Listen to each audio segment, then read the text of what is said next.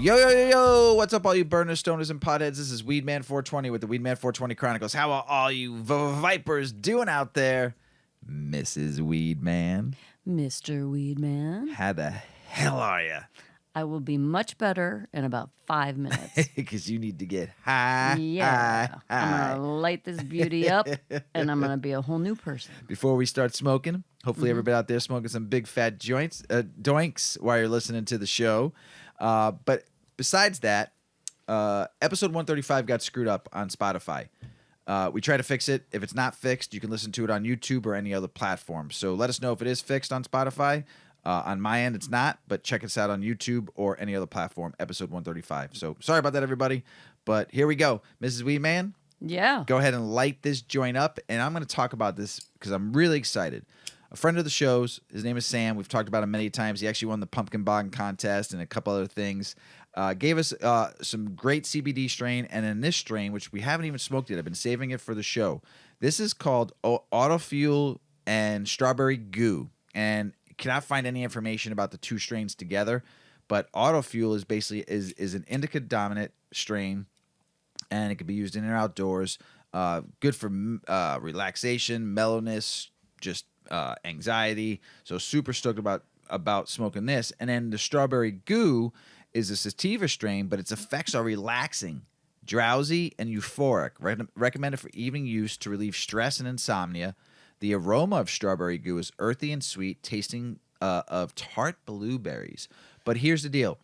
We saw our friend Briggs. He's the owner of Split Society, and he gave us a bunch of cones. And he gave me a couple of rose cones that he's now selling.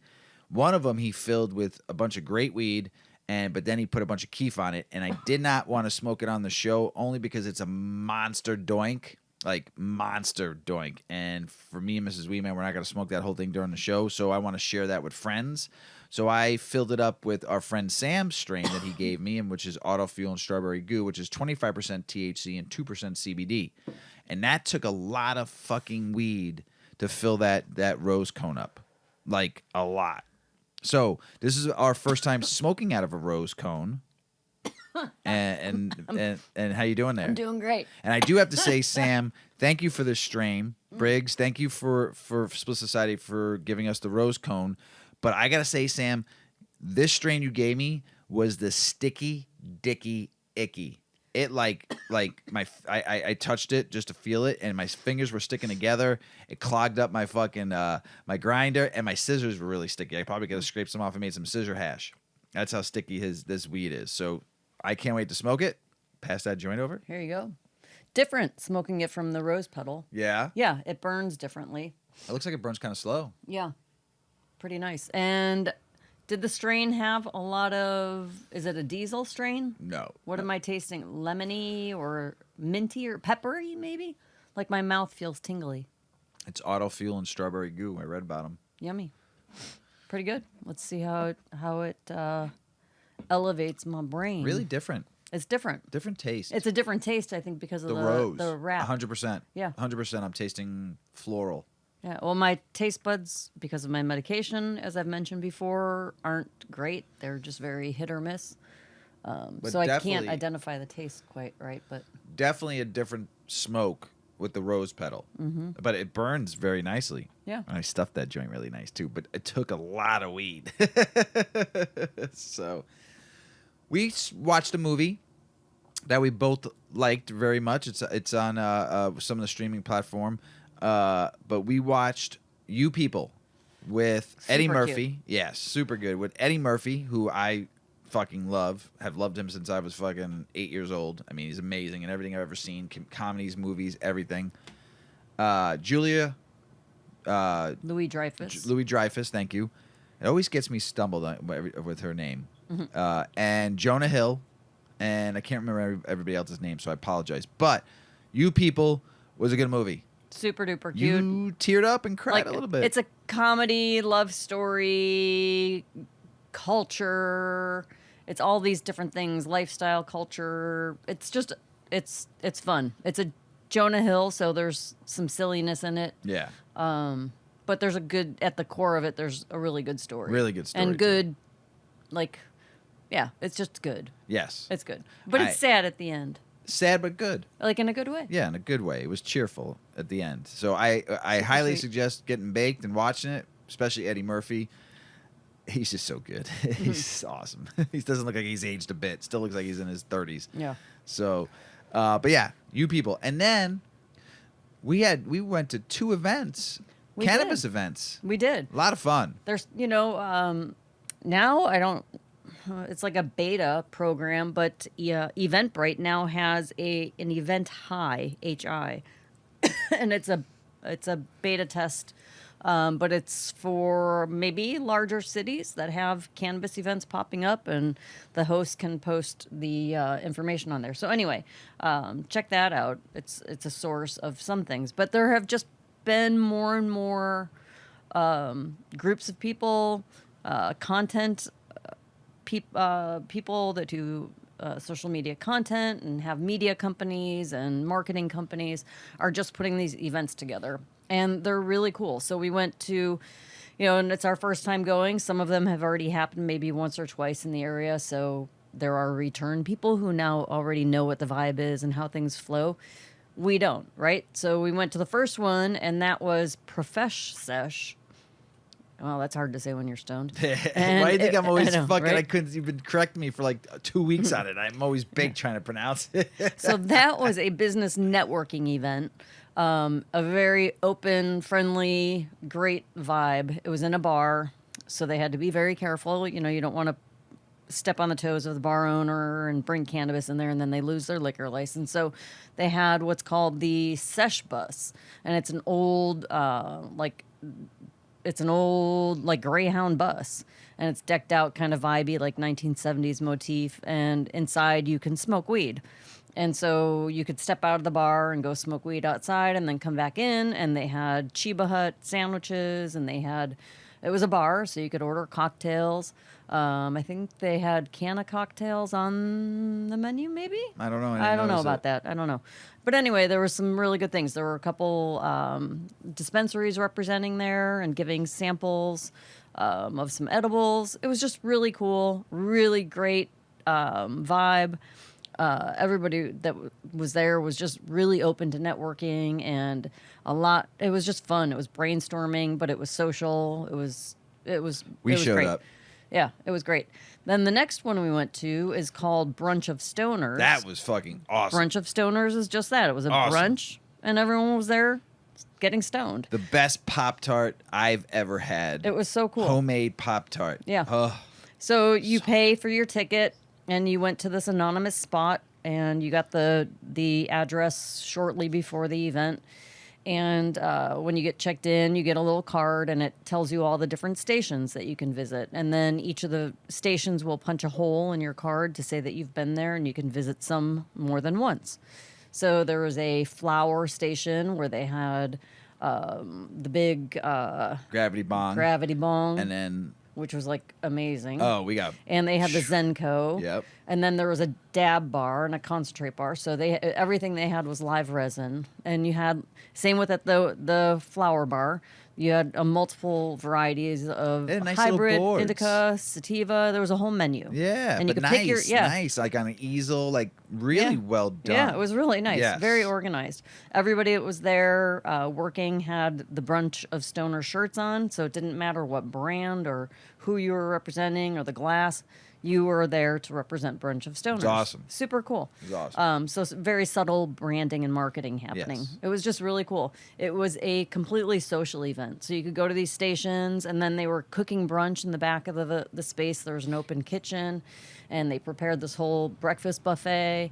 And then again, Chiba Hut sandwiches were there. They had a popcorn bar. Everything was make your own all popcorn. the food. We got a little bit of everything. They had tonic was there, which Yep. is a concentrate infusion beverage, and you mix it. It's a mixer, so you make mocktails. Yeah, they were making a bunch of mocktails. And they you ask could- you what your dose was. what your you want dose 5 or is. 10, Yeah. and that's all they capped it at. And you It get was 2 nice. tickets for that. Yep. There were board games, table games all over the place. So you could play pegboard, you could That play was fun. Jenga.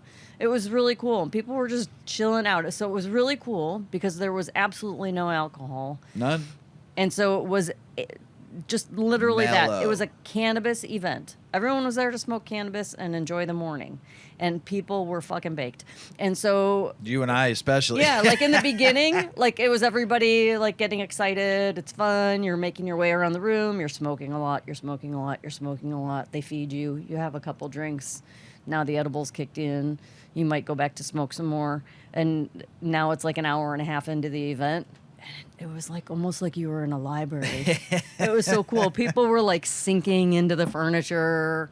And the like, music level was music was perfect. They could put perfect. another speaker on the other side. Yeah. But it was still nice. Everybody's just like in these like atmospheric deep music. conversations Yeah. or no conversations. Or laughs. We or were just laughing our giggling. ass off. Yeah, we were laughing our ass Oh off. my God, it was fantastic. Yeah. It was really fun, No and it was no arguing, business. It was no business. just it was just straight pure up. social. Yeah. Just chill, do what you do, do your thing. Yeah. It was so fun, and a really good age range and Yeah. variety of people. It was pretty fun. We were back. I think we were like. We were at the Yeah. old end of it. Yes, we and there were. weren't very many of us. Yes. There weren't. There but it was weren't. nice. But it was nice. I didn't feel out of place. I didn't Not at feel all. like, you No. know, the old people. We said hello to a bunch of people as we walked by. Yeah. Hi, how you doing? How you doing? Never got into a lot of conversation, but in Right. line waiting for food, we'd say hello to somebody. How you doing? You know, we were trying to be socially friendly because we wanted to just see what this was all Just about. to see how Yeah, how and this all and we works. saw some people there that were at the profesh sesh. Yes.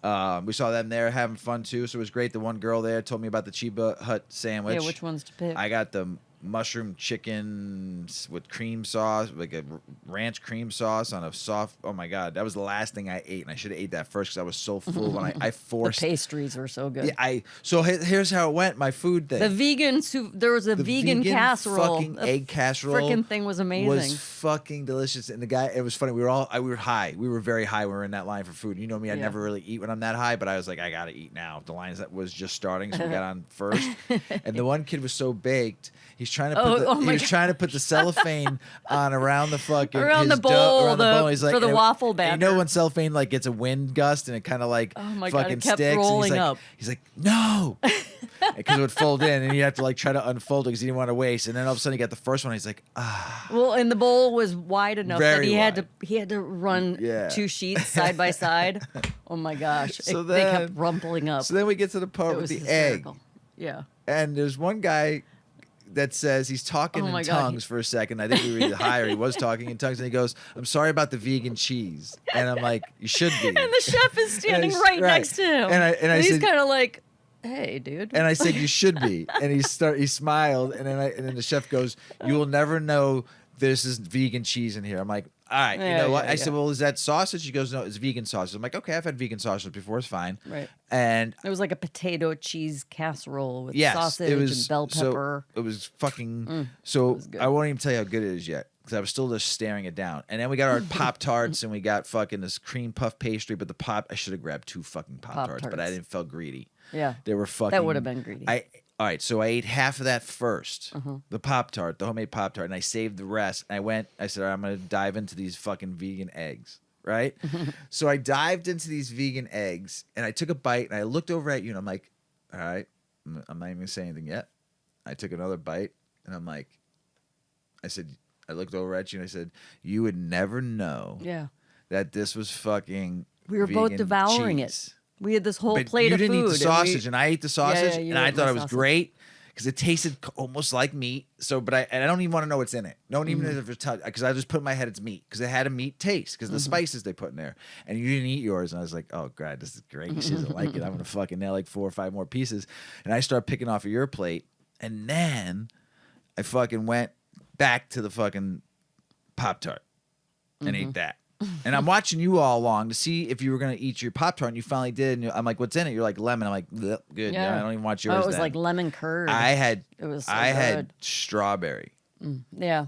That would be and it good, was too. fire. And I should have grabbed 2 because it would have fucked me up. So, but it was fun. It was a great event, and was great. and we had a lot of laughs. But the one thing I did when we were sitting on the stools, we were sitting on the stools. And I said to you, 20 years ago, 25 years ago, you never would see this. No. You know, Not even 10 years but ago. I'm just saying, I'm leading up to that. So, but you were thinking, like, wouldn't this be cool? Like, we used to get together with my buddies and barbecue and smoke, and it was great. But you're still doing it in your backyard, kind of hiding, you know, or you'd go in the house because you don't want your neighbors seeing what you were doing. It sucks. But you go to this, and it's just burners, stoners, and potheads, and just people just hanging, just fucking dabbing, smoking. You could bring your own stuff. People were rolling joints like fucking crazy. There was joints being passed around. There was one cloud of fucking smoke. Yeah, I think the contact high too. There was so much smoking, and they finally opened the windows up. But well done, fun, just enjoyable to watch people smoke in peace and enjoy life. And not have a care in the world, but just to have a good time and relax. It was there was no tension in that place at all. Yeah, it was so nice. It was fucking great. So well done. You got anything else to say about that? No? I'm really high. Oh, Sam? Well done, my friend. Yeah. I am fucking baked. Me too. Really baked. And you're going first. Well, let's see how this goes, folks. So let's talk about this firefighter winning the case. He's winning. Well, oh boy. You want me to do it? No, I got it. You got it? Yep. I could talk a little more. I got nope. You sure? Yep. All right. Okay. Fired for cannabis. Oh, I might get the giggles. This firefighter is back on the job after winning landmark case. Okay. Sam Riches. We're going to start now. This is the official first episode of us announcing the author and the Title. place this was printed. Right. So that was the title. Oh my gosh. I am so high. You want me to go? No.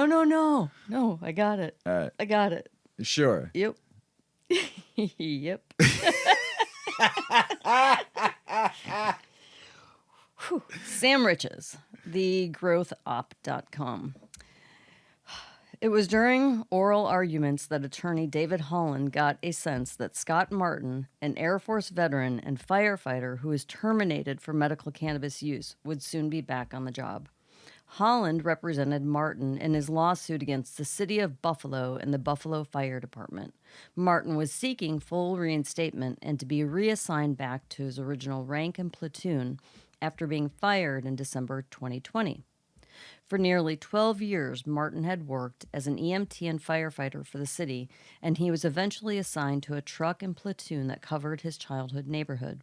It was important for him to return to that same area. I had always wanted to be a firefighter. That's my purpose in life, Martin told the Growth Op last year. And then, just to lose everything like that, it was a shock. But I've been working through it, and I'm doing better every day. Nearly 2 years to the date he was fired, Martin returned to work. In December, Martin and the city of Buffalo reached a settlement on his civil claims seeking to enforce his rights as a certified and registered medical marijuana patient under New York's Compassionate Care Act, the CCA, a 2014 law that allows state residents to purchase and possess cannabis-based products under very limited medical circumstances. Just days before Christmas in 2020, Martin was suspended under the terms of a 2011 collective bargaining agreement after he tested positive for cannabis.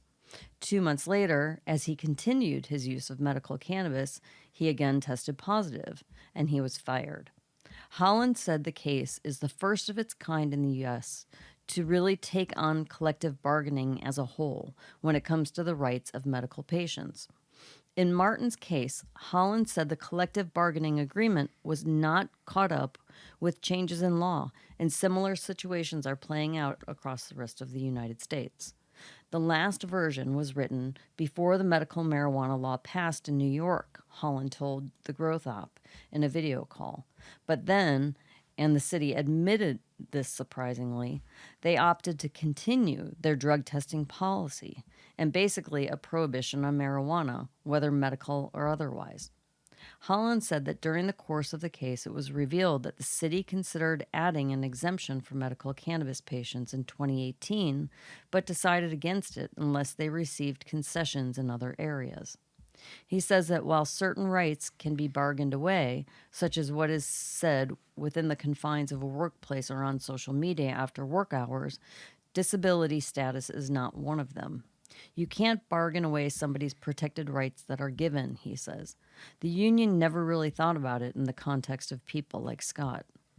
Martin qualified as a registered medical consumer due to a back injury that didn't respond well to a variety of treatments, including opioids, nerve blockers, and X ray assisted spinal injections. He knew he would test positive for cannabis and provided his employer with his prescription before the results came in. Holland says, despite Martin's legal status as a qualified patient, the city of Buffalo continued to treat cannabis as if it were illegal.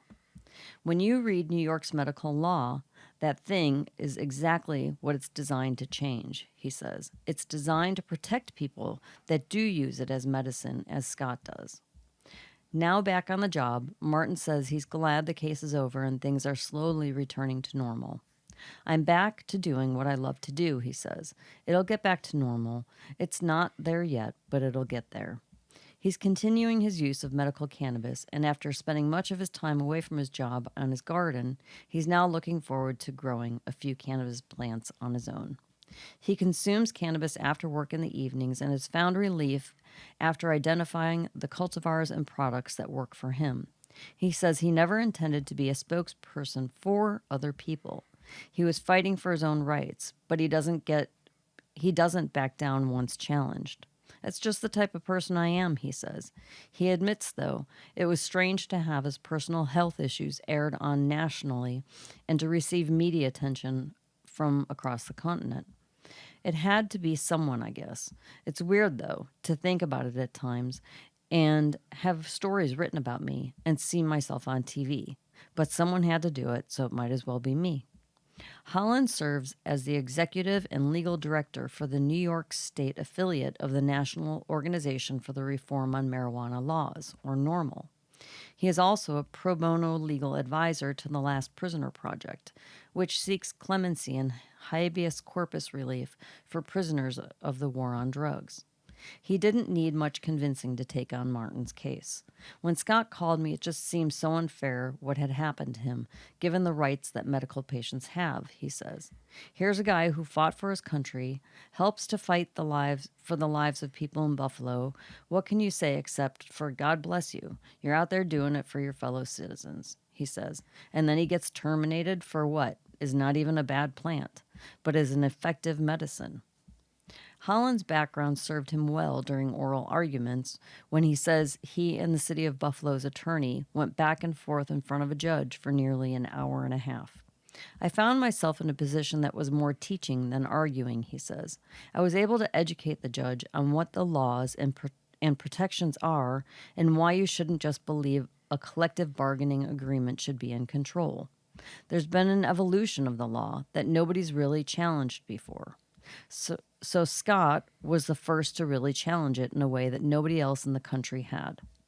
He says the city's arguments appealed to emotion, to try and get a knee-jerk reaction, a stance that he says is well past dated at this point. The national studies that have been done in multiple countries where legalization or otherwise medical cannabis has been allowed shows that it isn't a great risk and it's not a great harm and that it doesn't make you negligent or incapable of doing your job when used responsibly, he says. He adds that he believes the judge started to become swayed as they heard Holland's argument, but also as the city, which was arguing the case get dismissed, resorted to personal attacks on Martin's character. I had no doubt that Scott was going to get all the relief he asked for, and that's why I think they changed and decided to settle it pretty quickly thereafter, Holland says. They knew the writing was on the wall. After nearly 2 years, Martin was resorted to the same rank, seniority, salary, and benefits that he held immediately before he was suspended. He also received an undisclosed cash settlement. Beyond that, the city and fire department now must recognize Martin's status and right as a registered medical marijuana patient. He got everything he asked for, Holland says. The war is over. Holland believes the case will now be the standard by which similar cases get evaluated going forward in New York. So, yeah. It's pretty Before I fun. say anything about this, Yeah. I'm so glad you went first. Oh. Did I even make sense? Yeah, 100%. Okay, good. Because I was fucking fading fast. Sam, man, you fucked me up, bro. I feel all right now. I feel good, man. But I want to go fucking lay in the bed. That's how good this weed is. But I posted this article on Insta just because it was a powerful article. It's a win for cannabis. But not only, it's a win for Scott, but it's also a win for fucking cannabis. It's a win for medical cannabis. And it's a win because he's a firefighter first, you know, saving lives, but he's also out there saving other people's lives too, who now can fight for this law. Right. It's amazing. It's pretty fun. Fight for your fucking right. Free that fucking plant. Legalizing cannabis doesn't raise drug alcohol abuse, study finds. On Monday, January 30th, living in the U.S. state where recreational weed is legal does not appear to increase the average adult's risk of succumbing to reefer madness, a new study Twins has determined. An adult living in legal state is not more likely to develop any sort of substance abuse disorder than their twins residing in the state where cannabis remains outlawed, researchers found. They also aren't more likely to break the law or have problems with their mental health, relationships, works, finances, friendships, or standing in the community, according to the report published recently in the Journal of Psychological Medicine. We found mostly a lot of nothing, which I think personally is interesting, said researcher Stephanie Zeller. We found, I'd find that fucking interesting too. You found a lot of nothing. A postdoctoral researcher with the University of Helsinki in Finland. I think this is a case where we don't find much is actually more interesting maybe than finding a bunch of results. For the study, Zellers and her colleagues analyzed more than 4,000 twins who have been participating in long-term studies conducted by research teams at the University of Minnesota and the University of Colorado. It's not like they did like 2 twins. Right. 4,000. That's a lot. That's a lot of fucking twins. I didn't even realize there was that many twins out there. Just kidding.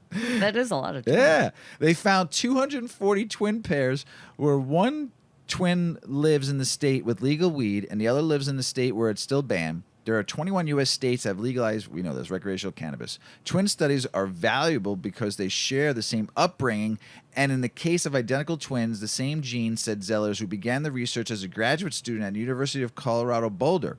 There's a lot of things that could explain why one person is behaving one way or why people are one state behave one way compared to another, Zeller said. But with twins, we are able to rule out so many of those alternatives, not everything, but a lot of them. Not surprisingly, researchers found that adult twin living in legal states was more likely to partake in weed than their sibling in a state where toking can get them busted. That was kind of obvious, Zeller said. Yes, people can legally buy cannabis. They're going to use it more. However, a twin in a legal state was slightly less to develop a drinking problem, Zeller said. That's possibly due to the substitution effect that they use weed instead of alcohol to unwind. A twin in a state with legal weed also was less likely to drink in situations they could be physically hazardous, such as drinking and driving, Zeller said. You're combining drinking with something that could physically be unsafe, Zeller said. The residents of legal states do that less, with the interesting and maybe something a little unexpected. Cannabis has long been considered a gateway drug to more addictive substances, but the researchers found no evidence of that. True. We asked in the last 12 months, have you tried or used heroin, prescription opiates, cocaine, methamphetamines, hallucinogens, kind of the whole 11 of the 12 categories of illicit drugs, Zeller said. And there's no difference there. People living in the state with legal cannabis, they're not necessarily transitioning on to more illicit drugs. Further, twins in states with legal weed aren't more susceptible to mental or emotional problems, financial woes, unemployment, or relationship problems, the study reports. I would like to see this be a reassuring result for public policy, at least with the respect to psychological well-being, Zeller said. Legalization really isn't causing great psychological harms. Linda Richer, Vice President of Prevention Research and Analysis for the Partnership to End Addiction, remains skeptical regarding the safety of recreational cannabis, even though the analysis were rigorous and the descriptions of the results within the normal article were measured and appropriate, she said. That's because the study focused on adults rather than teens. Richter said. The concern sounding cannabis legalization from much of the public health community primarily centers on young people, adolescents, and early adults, who are more vulnerable to substance uses and its consequences since they are still undergoing significant brain development and are highly susceptible to increased normalization of an access to addictive substances that come with legalization and commercialization of cannabis, Richter said. In youth samples, a growing body of research is pointing to a broad range of detrimental effects of legalization on youth, including higher rates of cannabis use. Cannabis use disorder, driving under the influence other substances used in mental health disorders, Richter said. Zellers who also acknowledged that her study doesn't consider how legal cannabis might impact higher risk people who use weed frequently. The adult twins in the report tend to use maybe a few times a month at most, she said. I think we're approaching legalization from the question of substance abuse for the average low-using person. We're not seeing harms, Zeller said. I think that's important to know. So for more information, you go to the U.S. National Institute of Drug Abuse, has more about cannabis. So this was written by Health Day. I found it on U.S. News. So, pretty dope, Pretty good. right? Yep. That was a fucking huge That was a big article. one. You baked. But I followed. it was I a good- lost I know, you for a minute. but there was I some came really, back. really good facts in that fucking Yes. article that did a lot. I think, man, we all know we've been duped by the drug on war and all that stuff. I mean, I use cannabis every day, but I don't use cannabis because I'm addicted to it, because I don't smoke it during the day. I smoke it at night, probably 5 days of the week.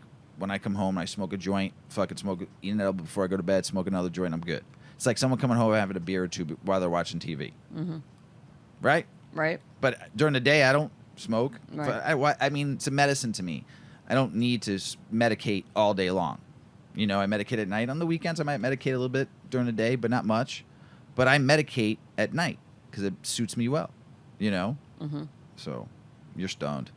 Stony baloney. Stony baloney, Mrs. Weedman. That's me over here. So this is a good one. Yep. About truckers. Yeah. Leaving Crazy. workforce. Yep. Tens of thousands of commercial truckers are leaving the workforce over outdated marijuana testing requirements. This was an article by Normal, and it was posted just this past January. I forgot the author's name. All right. Creating new habits. All right. Over 40,000 commercially licensed truck drivers failed federally mandated drug screens for marijuana in 2022, and many did not apply to return to work, according to statistics compiled by the Federal Motor Carrier Safety Administration's Drug and Alcohol Clearinghouse, a branch of the U.S. Department of Transportation. Federal law mandates that commercially licensed drivers must randomly undergo marijuana urinalysis testing, which detects the presence of the inert carboxy THC metabolite. The non-psychoactive metabolite is detectable in subjects' urine for weeks or even months following exposure. According to a report from the U.S. Department of Justice, the detection of this metabolite only indicates that a particular substance is present in the test subject's body tissue. It does not indicate abuse or addiction, recency, frequency, amount of use, or impairment. Normal's deputy director, Paul Armentano, said the Transportation Department's reliance on this outdated technology and upon these discriminatory policies is out of step with reality and is directly contributing to the trucking shortage crisis. Normal has long called for the use of performance testing technology rather than drug detection technology to determine whether someone may be impaired while at work. Armentano added, suspicionless marijuana testing in the workplace is not now, nor has it ever been, an evidence-based policy.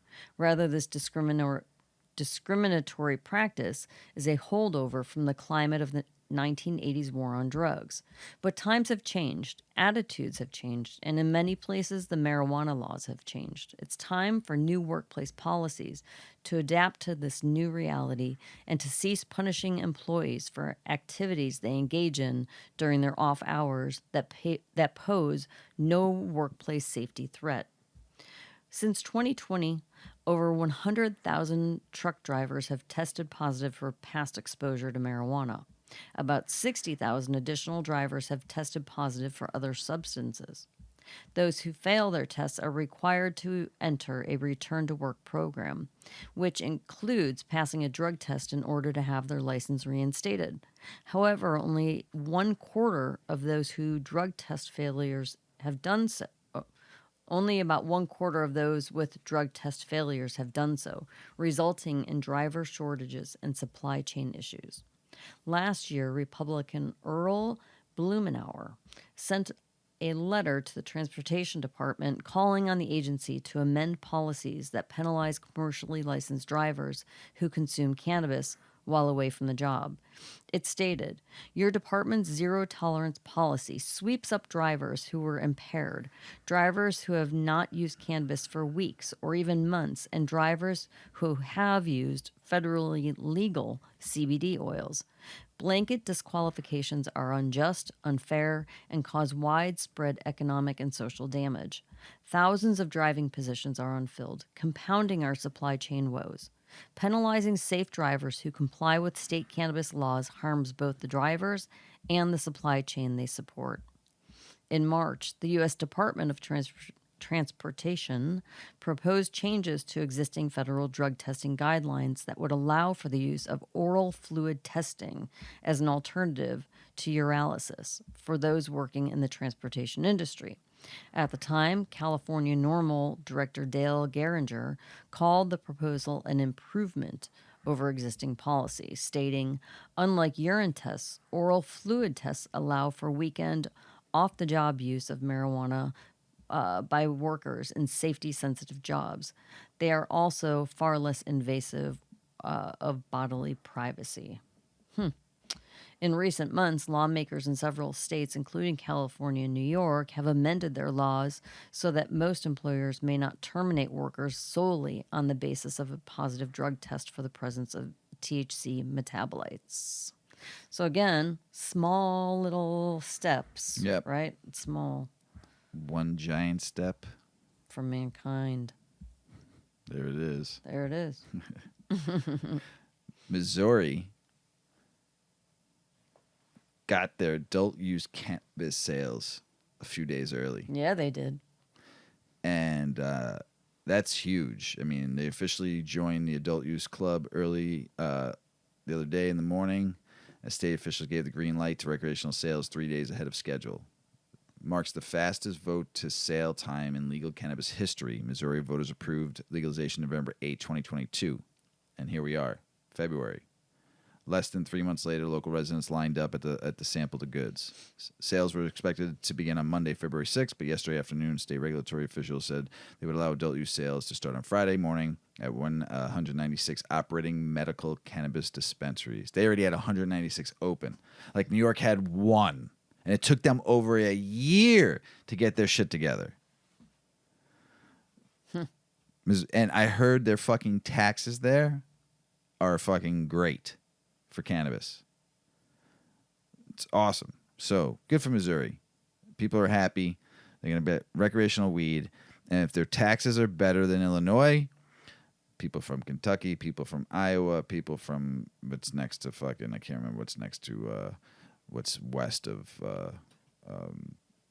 Missouri. Sorry.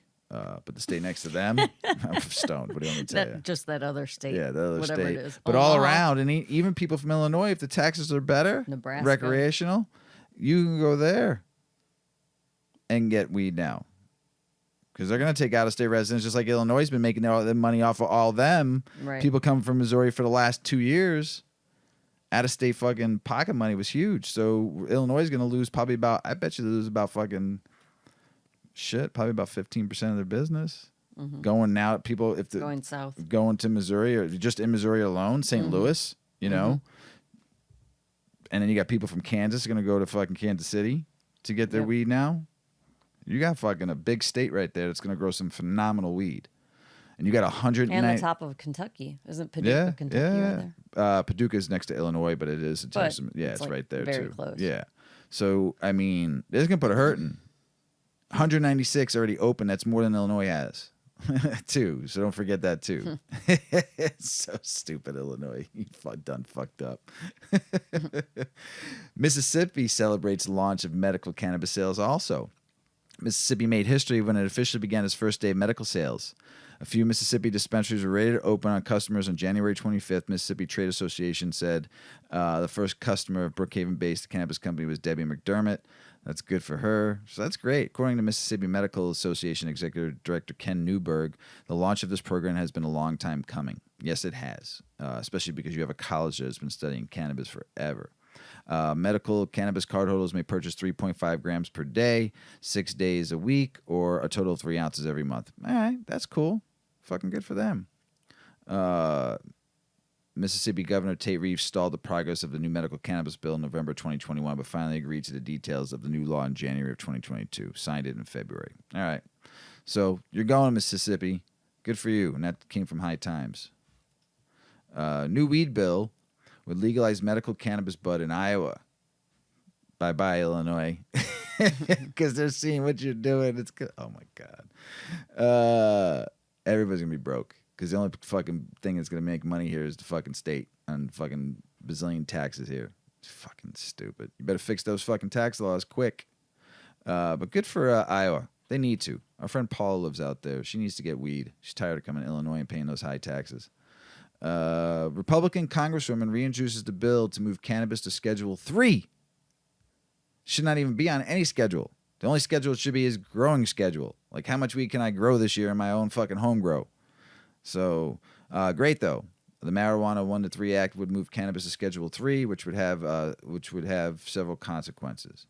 As advocates are pushing to decriminalize and completely descheduling cannabis at the federal level, one Republican congressman is pushing to simplify downgrade cannabis from a Schedule 1 to 3, which would allow for research to move forward at a faster pace and provide several other perks.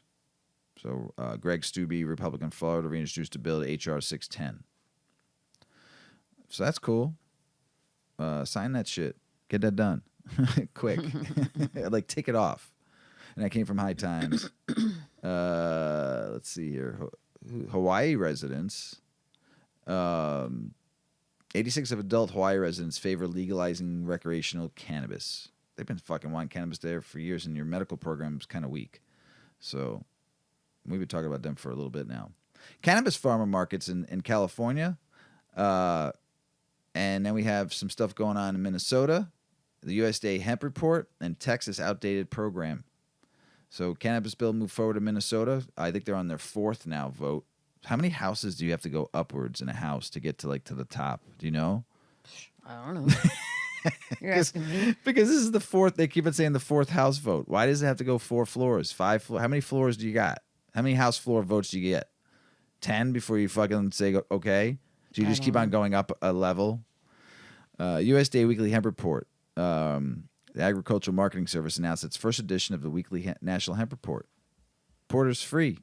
So the USDA AMS administrative programs that create domestic and international marketing opportunities for U.S. producers of food, fiber, and specialty crops. The report contains retail advertised prices of hemp products nationally and by region. Ms. Weedman got a article on hemp too. Excited. Texas outdated cannabis program. You think? Cannabis education in Nevada. Good. Teach him that it's fucking good. Good for you. Let's see. Cannabis industry spending. Cannabis industry spending like the most it ever spent lobbying last year, $5.43 million, and they're gonna spend more this year. Okay.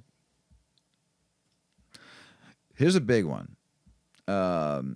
You can't get if you have a medical card, you can't get a gun, which is your Second Amendment right to be able to have a gun in the United States. You got to get a license. You got to get your FOID card, whatever. I have not been able to buy a gun since what I have, I can keep, but I haven't been able to buy a gun since I got my med card, which is just bullshit. So there's There's a ban on cannabis users owning guns and is unconstitutional, U.S. judge rules. I'm going to read this one. This is by Nate Raymond. And I found this on Yahoo News. My. Federal law, hopefully I woke everybody up. A federal law prohibiting cannabis users from possessing firearms is unconstitutional, a federal judge in Oklahoma has concluded, citing last year's U.S. Supreme Court ruling that significantly expanded gun rights. U.S. District Judge Patrick Wyrick, an appointee of former Republican President Donald Trump in Oklahoma City on Friday, dismissed an indictment against a man charged in August with violating that ban, saying it infringed his right to bear arms under the U.S. Constitution's Second Amendment.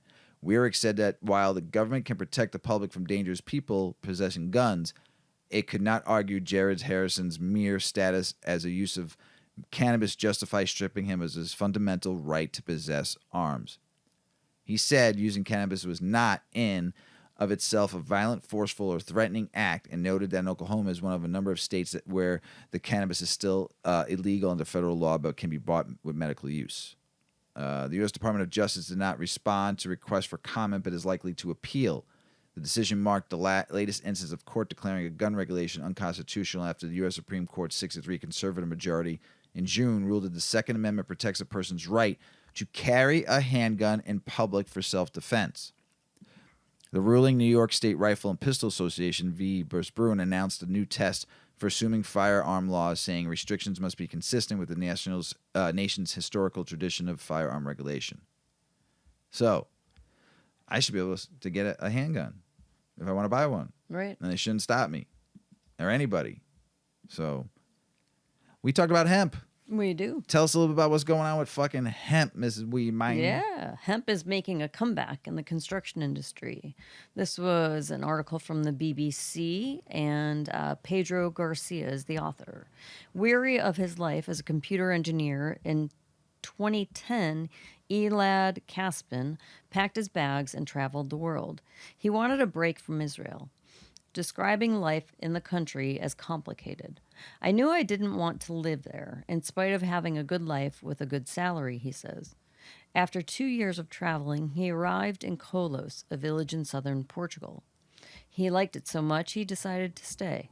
He was not the only one. In recent years, the region has seen a wave of migrants attracted by the dramatic, vast, and empty plains, a laid-back way of life, good weather, and cheap property. But that popularity was not generating good, stable jobs. So with the help of Palestinian investor and business partner Khalid Mansour, Mr. Caspin decided to start their company, Cannabis. Their idea was to take advantage of Portugal's relaxed laws governing the cultivation of hemp. With official permits, the cultivation of cannabis and hemp has been permitted there since 2018. The laws have been refined since then, but with authorization from the General Director of Food and Veterinary Affairs, farmers can grow hemp as long as there is oversight from regulators. It marks a revival for hemp in Portugal.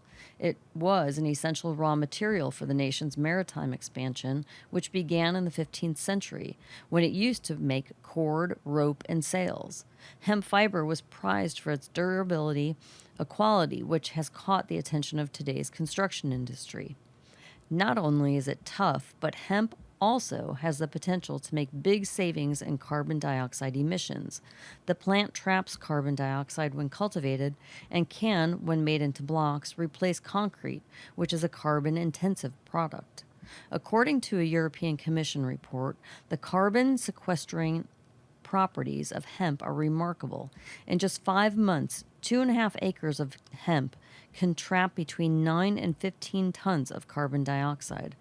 Mr. Caspin wanted to exploit those properties by setting up his own business making hemp construction blocks. With an initial investment of $1 million, Cannabis was formed at the beginning of 2021, and production began a few months later. The blocks are made of HempCrete, a mix of hemp plant parts, water, and limestone powder. According to Mr. Caspin, the blocks have several advantages over traditional building materials. As well as being much less carbon intensive to make, he says hemp blocks are better at insulating from heat and sound than brick and concrete. He also says that they are very resistant to fire. In 2019, researchers in Australia conducted tests on hemp walls, including simulating a bushfire, and found the material very resistant to fire damage. Hello. However, hemp blocks have to compete with concrete, which is cheaper, stronger, and well known to builders. The cost of hemp blocks also reflects the cost of growing hemp, which includes expensive inputs like fertilizer. In the early days, Mr. Caspin struggled to convert customers to hemp blocks. The construction sector is a very conservative sector with almost non-existent changes. Many architects and builders do what they have always done. It is not easy to introduce new things, he says. But after several trials, they found some customers and have been building up the business ever since.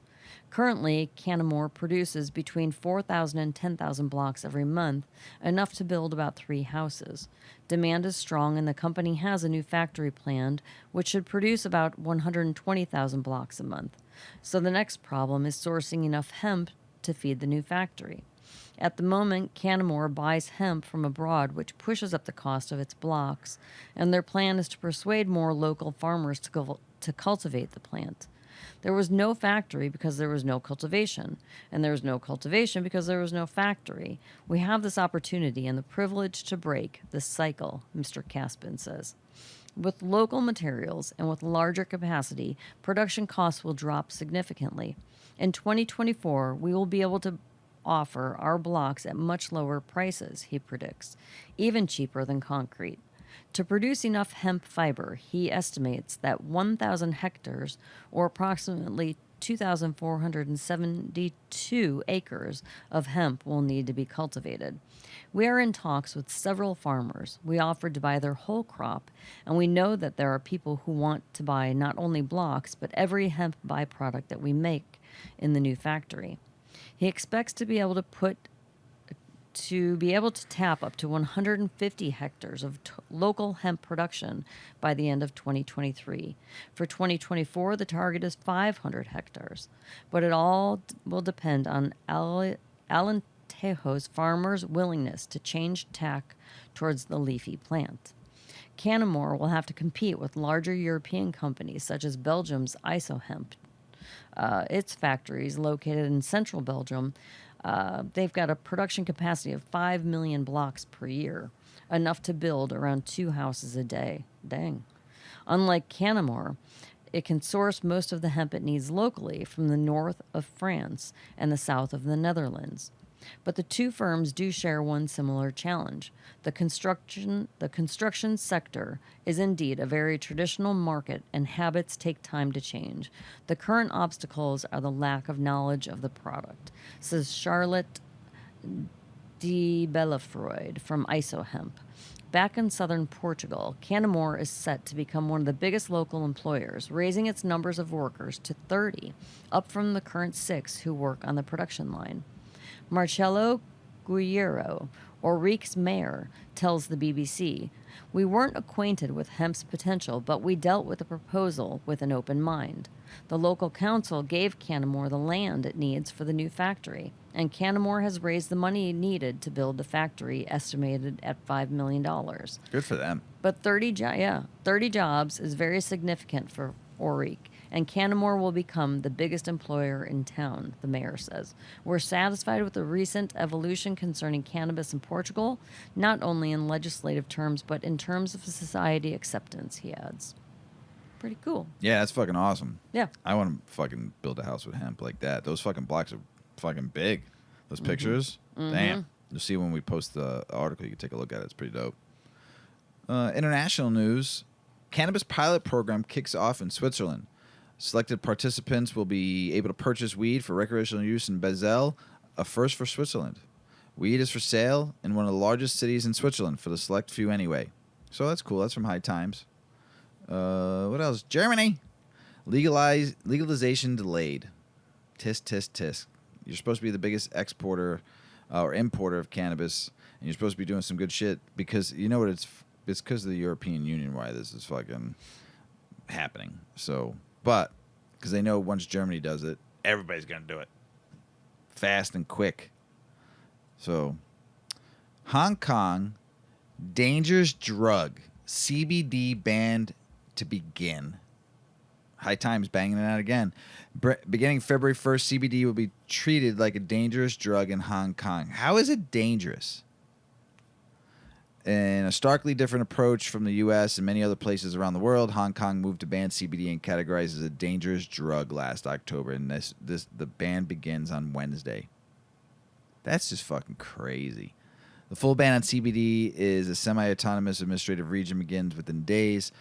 As of then, transporting CBD for sale, including import or export, as well as producing, processing, or consuming CBD will be illegal.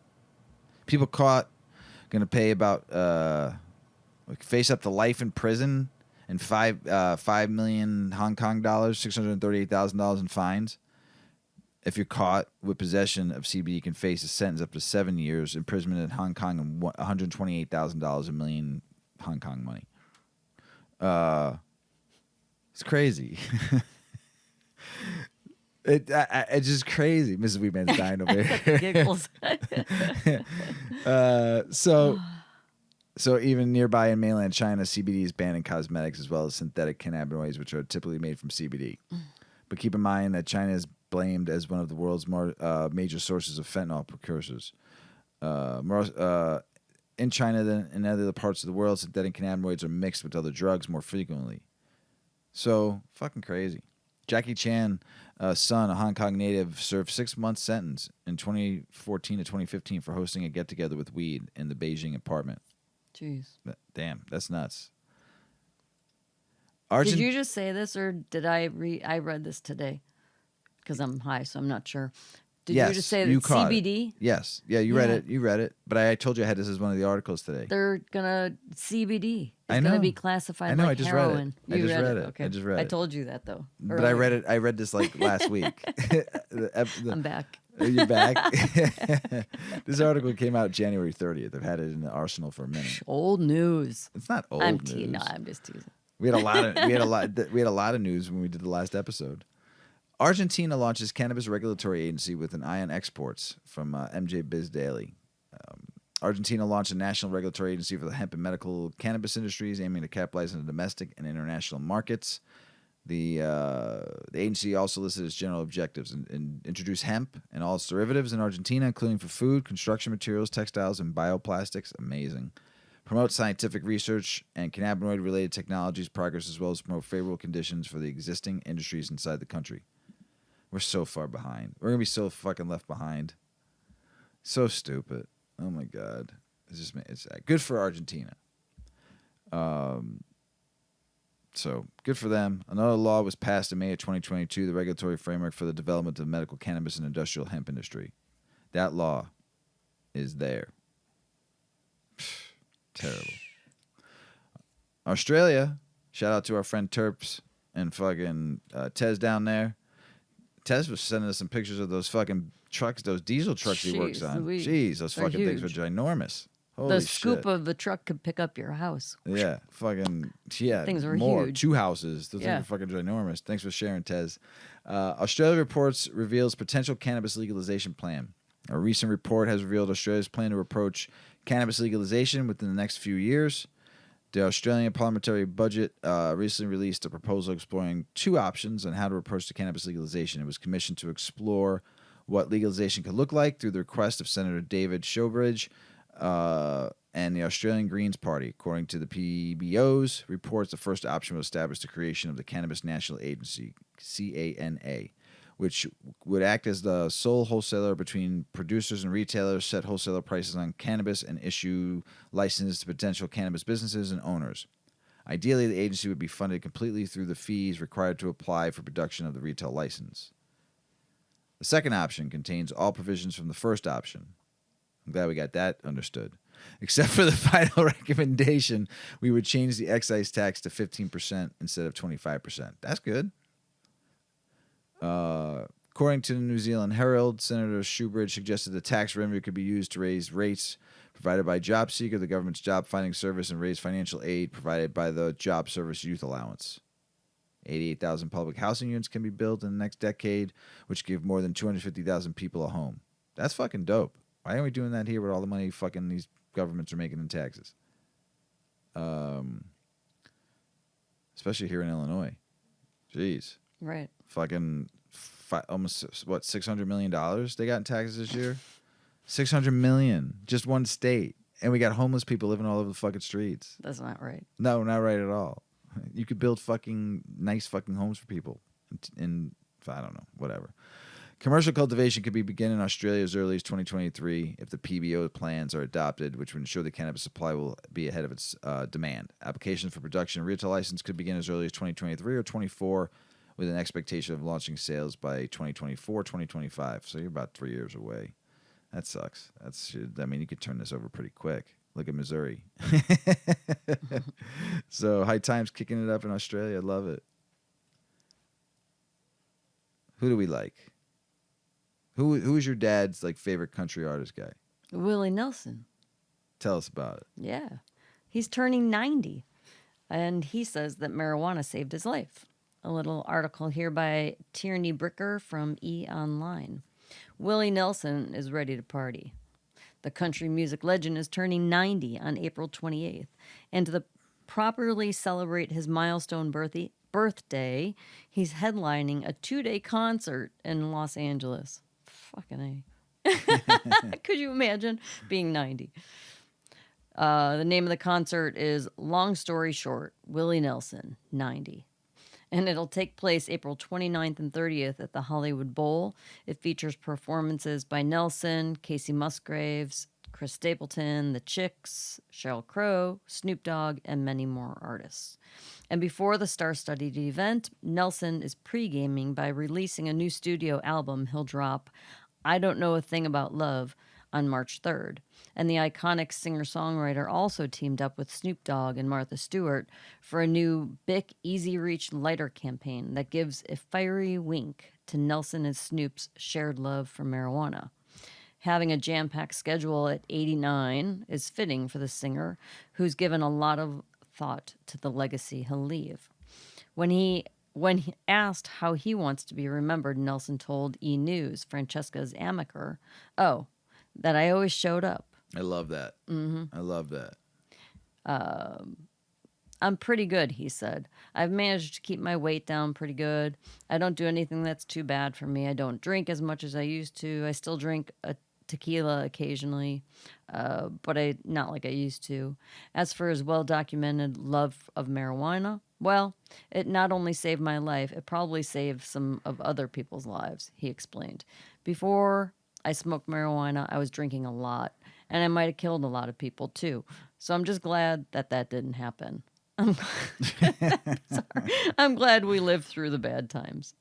Prior to teaming up for their Bic Easy Reach lighter commercial with Stewart, Nelson, and Snoop Dogg, they had been friends for quite some time. Nelson reflecting on one of his hangouts with Snoop Dogg in Amsterdam.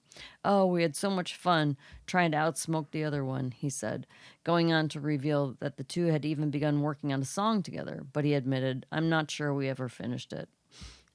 Completing that song isn't on Nelson's bucket list, though, nor is anything else for that matter. As the 10-time Grammy winner said, he doesn't have anything major left that he wants to accomplish. Oh, he said, it's just one day at a time. Love it. Yeah, when you're 90, it's just like yeah. one day at a time, one right? One day at a time. Just live your life to the fullest, one day at a time. That's right. Because you might just wake up the next day. Or not. Or not. So I love it, right? Yeah. It's amazing. And he's still going, still playing. Still going. 89 years old, still on fucking stage, throwing it down. Beautiful. And wrote a new song at 90. Amazing. Good for you, Willie Nelson. We got one more last thing to talk about. We hit 100,000 downloads over the weekend. We did. Thanks, everybody. Thank you. That's all I got to say. Thank you. We've done this. This is just kind of a mom and pop operation, and which most podcasts start out that way. But we haven't taken any sponsorship and advertisements. We've just been doing it. We enjoy it. It's a hobby for us that we feel like helps stomp the stigma and free the plant. And if you hop on and listen for 5 minutes here or 5 minutes there, it's at least hopefully we're a little bit entertaining. Mr. Weedman puts his heart into it. I'm more of a fly by under the radar I don't really talk a lot about what I do in my life. And he tells everybody about the podcast. So he puts me to shame on that. He's great. So he puts the show together and really, really, truly just wants to share everything he can about cannabis with everybody. So thanks for listening, because those numbers for us are a big deal. It's, we're just sitting here in our studio. We don't know. We really have no idea who's listening. We get some feedback from, people here and there. We get some consistent, hey, good job, good show. But we really don't understand what that reach is. So we appreciate you, whoever you are. If you come in and listen every once in a while, like I said, come back, keep listening, and we'll keep bringing you good stories. Yeah, fuck yeah, great, man. I was gonna ask you, got anything else to say? I think you said enough. That was perfect. That was my Oscar speech. I love it. That was it. That was a good speech. I love it. I'm gonna smoke my joint now. So I'd like to thank Sam. Yes. And I'd like to thank Briggs. Yes. For that fucking rose petal fucking. Thank you guys. Cone and that fiery fucking sticky dicky icky nugs he gave me. And when you said you wanted to thank those guys, it made me think we should thank Shorty too. Oh, I can never say her name right. Shoddy. The producer.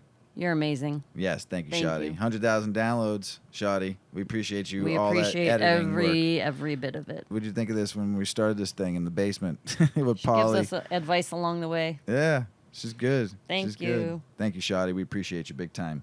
Everybody out there in the world, we love you. Peace be with you all. Please, we need some peace in this world. Peace. Everyone needs to smoke some fucking weed. The natural disasters, the fucking earthquakes that are going on right now. 7,500 people dead. They're fighting all over the place. I pray for them, man. Just everybody going on. Holy fuck. We just need to chill. The earth's telling us something and nobody's listening. Nobody's listening. Some people are. Some people are. But the earth is talking. Okay? So, man, like I always say, if you ain't going to take care of Mother Earth ain't going to take care of us. So we all need to come together and fucking smoke some weed and get chill and fucking look out for one another. Be kind out there, man. It's fucked up. But we love you all out there. As Paulie always says, smoke smart. Puff, puffing away. Puff, puff, pass.